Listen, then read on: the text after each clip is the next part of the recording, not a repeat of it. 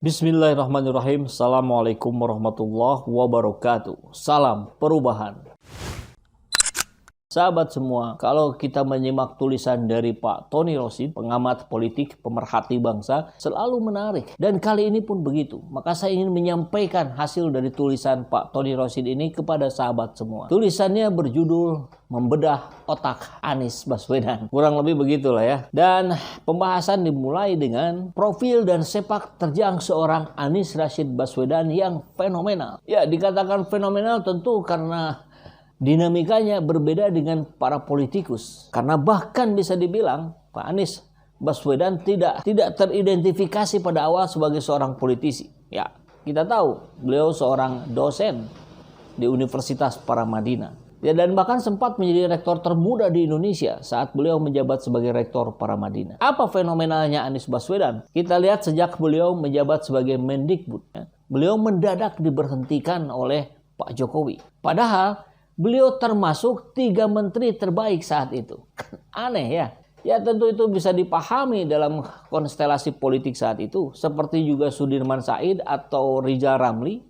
Ya, ketiga orang ini tidak punya background partai politik. Padahal kekuatan di eksekutif tentu tarik-menarik kepentingan politik. Kan buktinya ketiga orang itu, terutama Anies Baswedan, dia digantikan oleh orang dari partai politik. Meski begitu, kabar yang didapatkan dari pejabat internal di Kemendikbud, memang Pak Anies Baswedan dikhawatirkan akan terlalu cepat moncer. Dan ini membahayakan konstelasi politik di 2019 kemarin. Sehingga akhirnya harus diberhentikan. Fenomenal yang kedua dari seorang Anies Baswedan. Anies lahir di tengah kerasnya perseteruan antara umat Islam dengan Ahok. Dan saat itu Anies berlimpah dukungan dari rakyat melawan seorang Ahok yang didukung full oleh kekuasaan dan logistik. Ya, kita tahu persis kan. Bahkan saat itu Profesor Mahfud MD merasa tidak yakin kalau Anies bisa menang melawan Ahok. Tapi fakta terjadi sebaliknya. Dasar dari yang disampaikan seorang Mahfud tentu sangat masuk akal. Ya, karena Ahok didukung full oleh kekuasaan dan logistik. Dan yang ketiga, tidak lama setelah menjabat, Anies berpidato. Yang pidatonya itu dilaporkan ke polisi. Ya, gara-gara Anies menyebut istilah pribumi. Tentu ini menjadi mengganggu orang-orang yang merasa bukan pribumi. Gitu kali ya. Tapi saat itu jelas apa yang sedang diperjuangkan Anies adalah bahwa pribumi harus mendapatkan haknya secara layak dan wajar. Dan itu yang kita terus lihat sampai hari ini. Perjuangan seorang Anies Baswedan untuk mensejahterakan rakyat Jakarta. Menunjukkan kesetaraan dalam pelayanan kepada rakyatnya. Apa buktinya? Sarana umum, fasilitas umum semua diperbaiki, dibuat bagus, dibuat mewah bahkan ya. Fasilitas kendaraan umum terus diperbanyak, diperbaiki. Nah, ini yang berbeda dengan pemimpin-pemimpin sebelumnya. Nah, saya kira hal-hal inilah yang kemudian membuat para pengusaha-pengusaha asing dan atau asing kemudian menjadi gerah.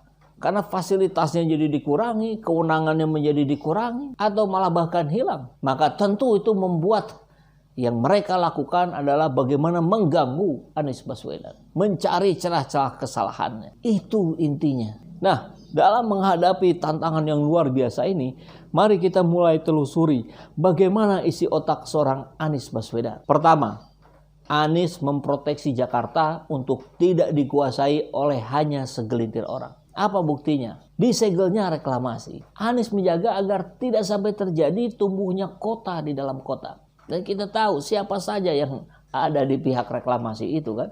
Sebuah tempat yang kemudian menjadi eksklusif, dikuasai oleh orang-orang di luar Jakarta. Bahkan kalau tidak dicegah, sangat boleh jadi ke depannya gubernur-gubernur Jakarta dikendalikan oleh orang-orang yang ada di reklamasi tersebut. Kemudian di Pergub nomor 42/2019 tentang pembebasan pajak PBB yang diterbitkan oleh Anies untuk memproteksi para guru, purnawirawan, dan keluarga para pahlawan.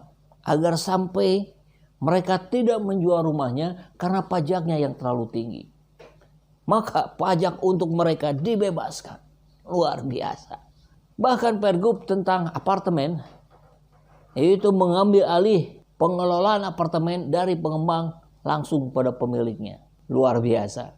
Ya karena faktanya adalah para pengembang-pengembang inilah yang selama ini terus-menerus memeras para penghuninya dengan mahalnya iuran. Ya, satu dua oknum masih terus berupaya untuk mempertahankan kekuasaannya dengan memanfaatkan link orang-orang yang ada di dinas perumahan.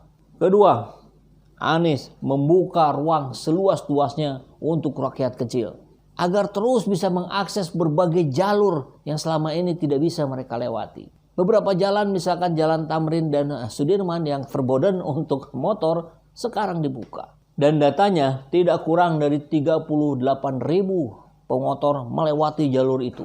Bayangkan, ekonomi yang bisa bergerak karena itu.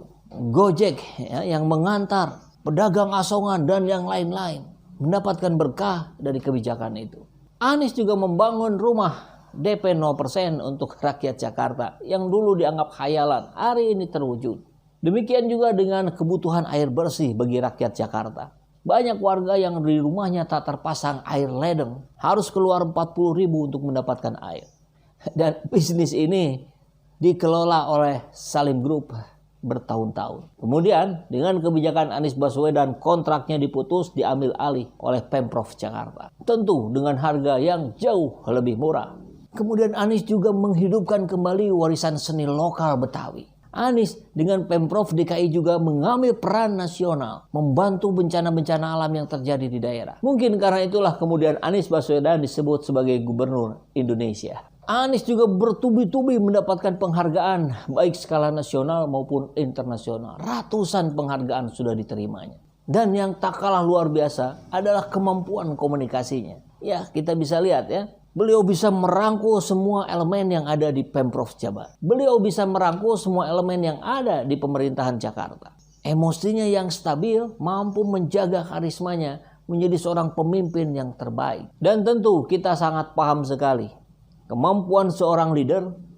Salah satu aspek leadership yang terbaik adalah kemampuan komunikasinya. Dari komunikasi terlihat bagaimana kemampuan pengendalian emosinya. Dari situ pula kita bisa melihat bagaimana kecerdasan berpikirnya. Dari sinilah rasanya kemudian kita sepakat untuk menyebut bahwa Anies Baswedan adalah seorang gubernur rasa presiden yang mudah-mudahan di 2024 insya Allah menjadi presiden Indonesia. Setelah cukup lama menjalankan program ini, kami menemukan sebuah fakta betapa berlikunya perjuangan ini. Sehingga beberapa bulan yang lalu kami mulai membuka donasi untuk meringankan beban operasional tim kami yang sedang berjuang menegakkan dakwah nahi mungkar melalui kanal YouTube ini. Jazakumullah khairan katsira. Kami ucapkan banyak-banyak terima kasih kepada sahabat semua yang telah turut berjuang bersama-sama kami dalam membela kebenaran, dalam memperjuangkan keadilan. Buat sahabat-sahabat semua yang masih ingin terus membersamai kami, sahabat bisa memberikan donasinya ke nomor rekening yang ada di bawah sini. Dan dapat mengkonfirmasinya melalui nomor WA yang ada di sini. Insya Allah yang kami terima ini selain bisa meringankan beban tim operasional kami, tapi kami juga menyalurkannya pada orang-orang yang memang sangat membutuhkan bantuan hari ini.